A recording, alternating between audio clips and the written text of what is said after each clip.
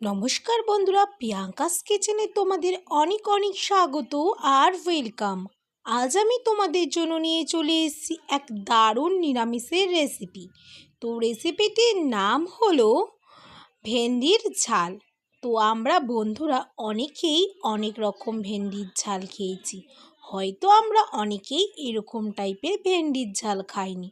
চলো বন্ধুরা, দেখতে থাকো আমি এই নতুন টাইপের ভেন্ডির ঝালের রেসিপিটি কেমন করে বানাই।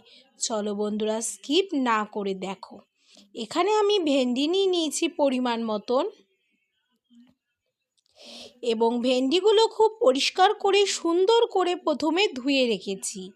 এরপর ভেন্ডিগুলো কেটে নিচ্ছি, দুদিকে দুমুখ কেটে নিয়ে তারপর মিডিল থেকে 4 ফালি করে নিলাম ওপর দিয়ে। দেখো বন্ধুরা, আমি যেমন করে কাটছি ভেন্ডিগুলো তোমরাও সেরকম করে কেটে নেবে।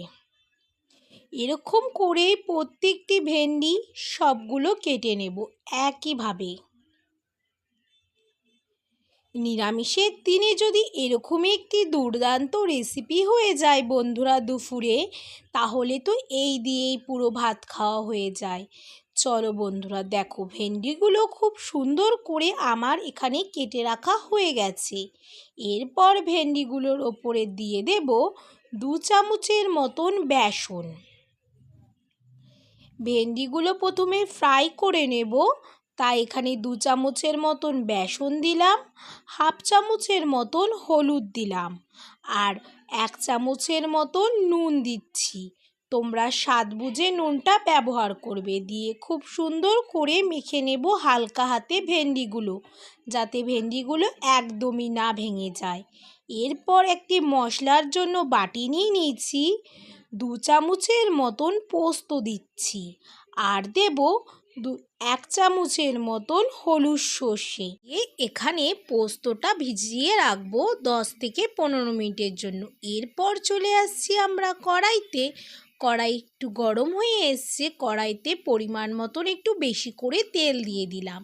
তেলটা গরম হতে হতে আমরা মিক্সিতে চলে আসছি, সর্ষে আর পোস্তটা বেটে নিচ্ছি, আর পরিমাণ মতন কাঁচা লঙ্কা দিলাম 5টার মতন, দিয়ে পরিমাণ মতন জল দিয়ে ব্লেন্ড করে নিচ্ছি পোস্ত সর্ষেটা। আর এখানে তেলটাও খুব সুন্দর গরম হয়ে গেছে। এরপর একটা একটা করে ভেন্ডি ভেজে নেব। দেখো বন্ধুরা, ভেন্ডিগুলো কিন্তু গ্যাসের flame high to medium flame করে ভাজবো, একদমই কিন্তু কড়া কড়া করে ভাজবো না। 50% ফ্রাই করে নেব ভেন্ডিগুলোকে। দেখো বন্ধুরা, একদিকটা খুব হালকা করে ভেজে নিয়েছি, আবারও একদিকটা এরকম করে হালকা করে ভেজে নেব। একদমই কিন্তু লাল লাল করে ভাজবে না ভেন্ডিগুলো। দেখো বন্ধুরা, হালকা হালকা ভাজা হয়ে এসছে। এরপর সার্ভিং বলে নামিয়ে নিচ্ছি ভেন্ডি ভাজাগুলোকে। সব ভেন্ডি ভাজাগুলোকেই আমি এরকম করে ভেজে তুলে নেব।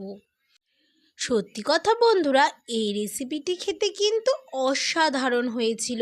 আর নিরামিষের দিনে যদি এরকমই একটি দুর্দান্ত রেসিপি হয়ে যায়, তাহলে তো আমরা মাছ মাংসকে ভুলেই যাই। দেখো বন্ধুরা, প্রত্যেকটি ভেন্ডি আমার এরকম করেই ভাজা হয়ে গেছে। এরপর কড়াইতে চলে আসছি, ভেন্ডি ভাজার কড়াইতে সামান্য পরিমাণে তেল দিয়ে গোটা জিরে ফোড়ন দিয়ে দিলাম। দিয়ে এখানে মিক্সিতে চলে আসছি, মশলাটা খুব সুন্দর ব্লেন্ড হয়ে গেছে সর্ষে পোস্তটা, সেটা এরপর দিয়ে দিচ্ছি তেলের মধ্যে। সর্ষে পোস্তটা দেওয়া হয়ে গেছে, দিয়ে এর মধ্যে দিয়ে দেব 1 চামচের মতন হলুদ, আর দেব 1.5 চামচের মতন কাশ্মীরি লঙ্কার গুঁড়ো, দিয়ে ভালো করে কষে নেব। দেখো বন্ধুরা, এরকম করে গ্যাসের ফ্লেম লো ফ্লেম করে কষে নেব যতক্ষণ না তেল ছাড়বে। হালকা একটু তেল ছেড়ে এসছে, এরপর পরিমাণ মতন একটু সামান্য জল দিয়ে আবারও কষে নেব গ্যাসের flame high to medium flame করে। ভালো করে মশলাটা কষবে, তাহলে দেখবে রেসিপিটি খেতে খুব টেস্ট হয়।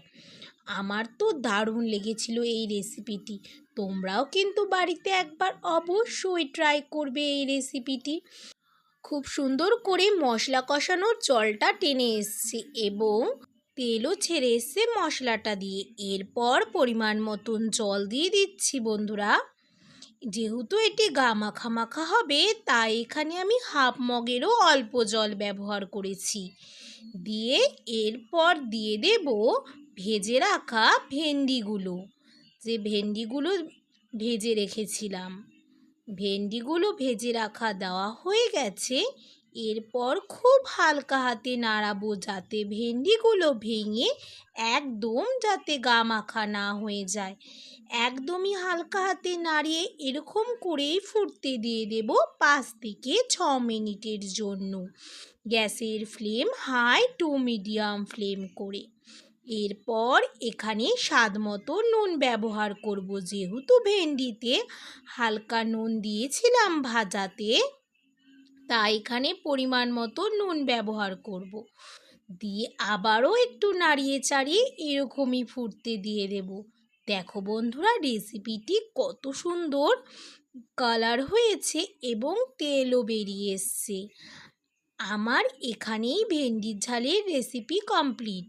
এরপর আমি ভেন্ডির ঝালের রেসিপিটিকে একটি সার্ভিং বলে নামিয়ে সার্ভ করে নিচ্ছি। তোমাদের কেমন লাগলো বন্ধুরা আমার এই ভেন্ডির ঝালের রেসিপিটি? আমাকে কিন্তু অবশ্যই কমেন্টে জানিও। আর বন্ধুরা, রেসিপিটি ভালো লাগলে ভিডিওতে একটি লাইক আর চ্যানেলটাকে একদমই সাবস্ক্রাইব করতে ভুলো না। নতুন নতুন ভিডিও পেতে গেলে পাশে থাকা বেল বাটনটি অবশ্যই প্রেস করে দিও। এখনকার মতন টাটা, দেখা হবে নতুন ভিডিওতে।